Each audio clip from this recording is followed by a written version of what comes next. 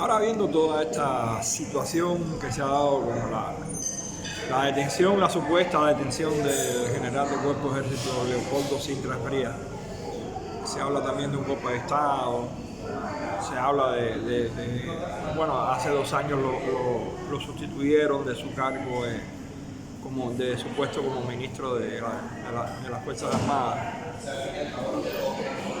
Recuerdo mi época de Camilito. Yo quise ser militar, todos lo saben o muchos lo saben. Recuerdo mi época de Camilito y recuerdo que quizás lo que más me marcó de un inicio fue la diferencia que había entre muchos. Si bien es cierto que estábamos en la misma escuela, usábamos el mismo uniforme, comíamos lo mismo, no sé.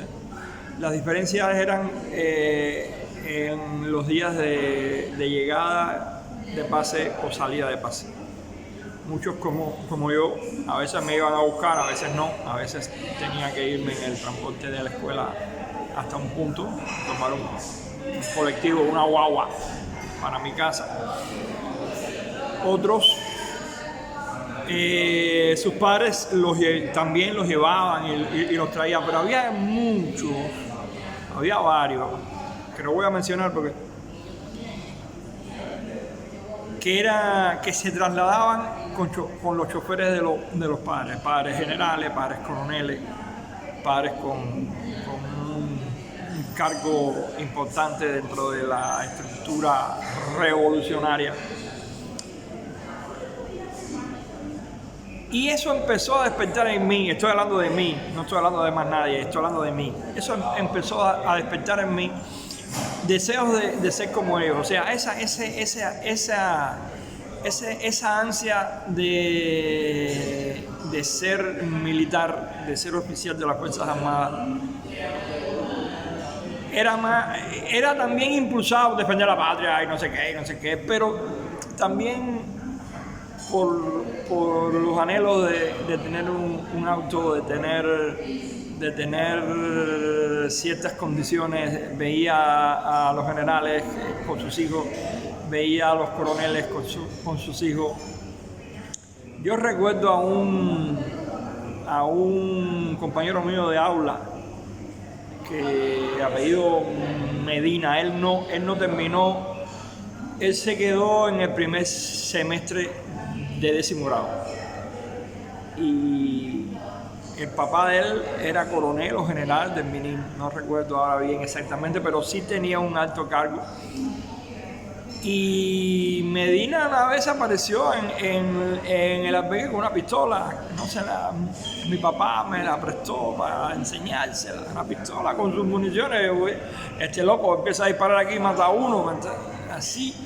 Él era de los que venía a buscar, de los que llegaba con el chofer de su papá y los que se iba con el chofer de su papá. Y llamativamente, les cuento algo. En el horario de entrada de pase, muchos esperábamos las 177 en Capdevila, los domingos a la noche. Y esa gente pasaba con el auto vacío y no llevaban a nadie. Había alumnas esperando y las dejaban esperando, porque ese tramo de Capdevila a la escuela se podía hacer caminando, pero a esa hora de la noche era una boca de lobo por lo oscuro. O sea, no se compadecían, no miraban a sus compañeros de aula, a sus compañeros de escuela como gente humilde, sino como que yo soy hijo de, y yo me merezco esto y ustedes no. Entonces, las ansias de ser militar se me quitaron cuando me sacaron de la escuela de cadetes.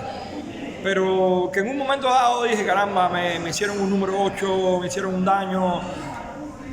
Sin embargo, 35 años después agradezco muchísimo haber salido de ese cuerpo castrense,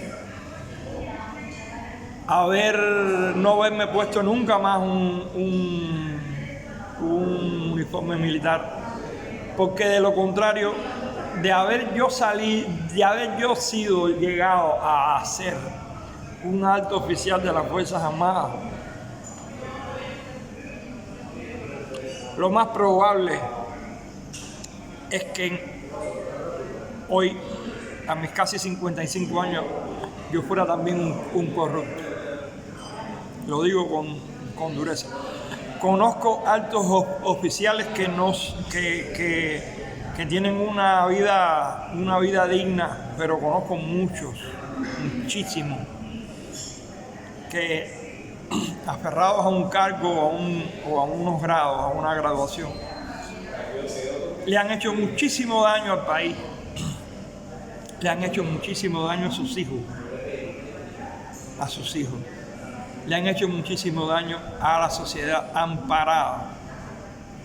amparados en una revolución, entre comillas,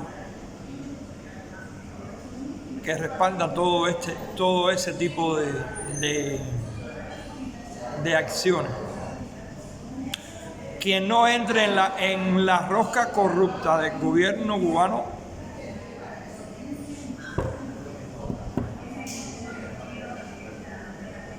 no fluye. Es una reflexión que quería hacer con ustedes. Quiero iniciar hoy